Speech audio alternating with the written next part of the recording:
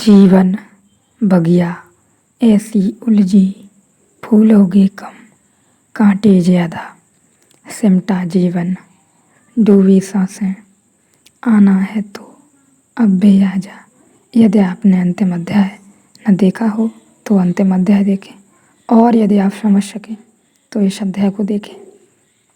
इस प्रभु की यात्रा के रास्ते पर कई पड़ाव पड़ेंगे जहाँ तुम्हारा सो जाने का मन होगा, शक्तियाँ जागेंगी तब तुम्हारा सो जाने का मन होगा। तुम कहोगे आ गए, बस हो गया, देखो शक्ति आ गई।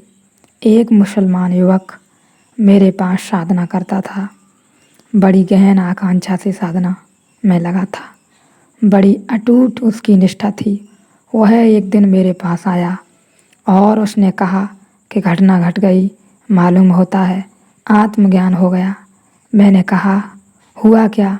तो उसने कहा मैं एक बस में बैठा था और ऐसे बस मुड़ी पहाड़ी के किनारे, तो मुझे लगा कि मेरे सामने जो आदमी बैठा है वह कहीं गिर तो न जाएगा, और जैसे ही मुझे लगा कि वह गिर गया तो मैंने सोचा कि कहीं मेरे विचार ने तो इसको नहीं गिरा दिया, पर मैंने कहा संयोग की बात भी हो सकती है। तो मैंने एक दूसरी दफ़े जब मुड़ी बस तो मैंने एक दूसरे पर ध्यान किया और सोचा कि यह आदमी गिरेगा, वह आदमी गिर गया। तब मैं थोड़ा घबराया कि यह मामला क्या है, पर फिर भी मैंने सोचा एक परीक्षा और कर लेनी चाहिए।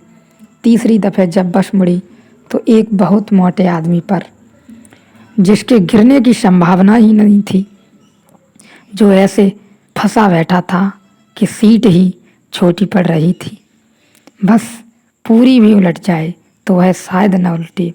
उसको सोचा कि यह गिर गया, वह गिर गया, तो फिर बोला। फिर तो मुझे एकदम घबराहट हो गई, घबराहट भी हुई और आनंद भी आया। मैंने कहा यह तो मालूम होता है शक्ति हाथ में आ रही है। अब बस तो उसे घट रहा था, फिर भी मुझे कहना पड़ा यह पागलपन है। ध्यान रहे जब हमारे हाथों में शक्ति आती है तो हमारे हाथों में सुइयों की भांति हमारे हाथ सुन्न पड़ने लगते हैं। ध्यान में यह होगा, यह मेरा अनुभव है। यदि आप निरंतर ध्यान में रहे होंगे तो आपने भी यह अनुभव किया होगा। मैंने पिछले अध्याय में भी बताया है कि जब आप परमात्मा को आपको परमात्मा की झलकें मिलेंगी, ये झलकें ही हैं बस, और कुछ भी नहीं। शक्तियाँ आएंगी तो आपके हाथों में दरारें सी पड़ेंगी, लगेगा होगा कुछ भी नहीं, और आपके पैरों में तलवों में आपकी भारी फुहार सी निकलेगी, गरम गरम। हाथ पैर बहुत गरम रहेंगे, बाजुओं में दर्द हो सकता है, मस्तिष्क में भी दर्द हो सकता है। आपकी सारी शक्ति शायद मस्तिष्क में प्रवेश कर रही है, इसलिए ख्याल रहें शक्ति हाथ में आ रही है। उसे घट रहा था, मुझे कहना पड़ा यह पागलपन है, यह एकाग्रता की क्षमता है। अगर तुम ध्यान करते करते बहुत एकाग्र हो जाओ और उस एकाग्रता में कोई विचार तुम सोचो, वह तत्क्षण घट जाएगा। इसलिए समस्त योगा शास्त्रों ने कहा है इसके पहले कि तुम ध्यान की एकाग्रता में उतरो, तुम्हें शुभ विचारों से भर जाना चाहिए, क्योंकि अगर ध्यान की एकाग्रता के बाद अशुभ विचार तुम्हारे भीतर चलते रहे तो उनके परिणाम आने शुरू हो जाएंगे। आपने देखा भी होगा, यदि आप निरंतर ध्यान में रहे हैं तो मेरा यह अनुभव है, आप जिसे भी चाहें वह आपके पास खिंचने लगता है। वह आपके पास सारे ब्रह्मांड में आप जो भी चाहें वह आपके पास आने लगता है। आपके विचार को अत्यधिक बल मिलने लगता है, जो कि संभव है। इसलिए ख्याल रहे आप जो भी चाहेंगे वैसा होने लगेगा। आपके विचार के अनुसार आपके विचार में प्रगाढ़ता बढ़ती जाएगी, शक्ति बढ़ती जाएगी। शायद कि ख्याल रहे आप जो चाहें वह आपके सामने प्रस्तुत हो जाए। एकाग्रता चलते रहें, एकाग्रता में उतरो, तुम्हें शुभ विचारों से भर जाना चाहिए, क्योंकि अगर ध्यान की एकाग्रता के बाद अशुभ विचार तुम्हारे भीतर चलते रहे तो उनके परिणाम आने शुरू हो जाएंगे। ख्याल रहे अशुभ विचार यदि हमारे भीतर रहे तो उनके भी परिणाम आने शुरू हो जाएंगे, चाहे उसका प्रभाव किसी अन्य व्यक्ति पर ही पड़े। इसलिए पतंजलि ने इसके पहले कि धारणा ध्यान, समाधि, साधो, यम, नियम, प्राणायाम, प्रत्याहार, इन सब के साधने की बात कही। इतने परिशुद्ध हो जाओ कि जब ध्यान की ऊर्जा उठे तो तुम्हारे पास गलत विचार तो हो ही नहीं। इसलिए महावीर ने कहा, ध्यान के पहले अहिंसा का भाव गहरा कर लो। बुद्ध ने कहा, ध्यान के पहले करुणा का भाव गहरा कर लो।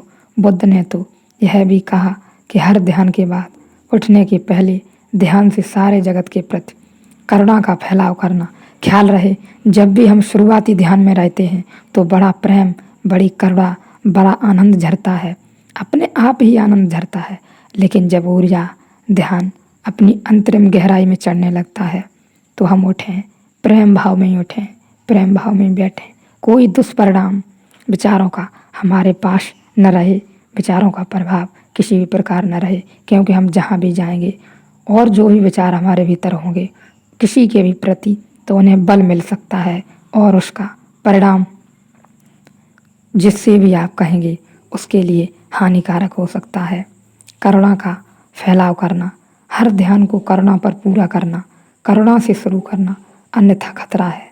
ध्यान में उतरने से पहले सबके प्रति, सारे संसार के प्रति आभार व्यक्त करते हुए, परमात्मा के प्रति प्रेम का भाव व्यक्त करते हुए, करुणा का, दया का, क्षमा का, तभी उतरें। उठें तो भी दया, करुणा, प्रेम का भाव लेकर ही उठें, क्योंकि अगर जरा भी गलत विचार घूम जाए ध्यान की स्थिति में तो वह विचार परिणामकारी हो जाएगा। उस विचार में एक बल आ जाता है, वह विचार दूसरे व्यक्ति में प्रवेश कर जाएगा, शक्ति जागनी शुरू होती है। उसे भी गुरु को रोकना पड़ता है। कल्पनाएं सत्य मालूम होने लगती हैं, उसे भी गुरु को रोकना पड़ता है। भ्रांति जन्मों जन्मों की है, उस भ्रांति का बड़ा फैलाव है।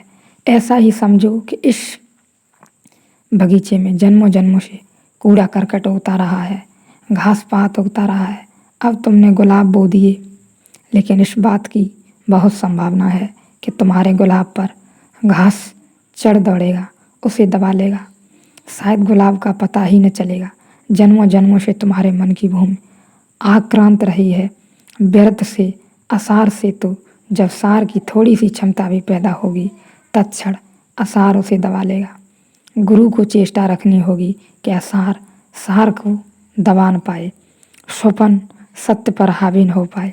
इसलिए बहुत सी परीक्षाओं से गुजारना होगा। गुरु की मौजूदगी ही परीक्षा है।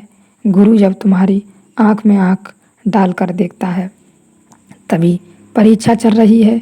गुरु के पास होने का अर्थ ही यह होता है कि तुम 24 घंटे कसे जा रहे हो, और इस कसने से घबराना मत, इस कसने के लिए तैयार रहना और गुरु को धन्यवाद देना कि मुझे ऐसा छोड़ मत देना, मुझे कसते चलना, क्योंकि यात्रा लंबी है, अनजान है, अपरिचित है, मुझे तो कुछ पता नहीं, कहीं भटक न जाऊं।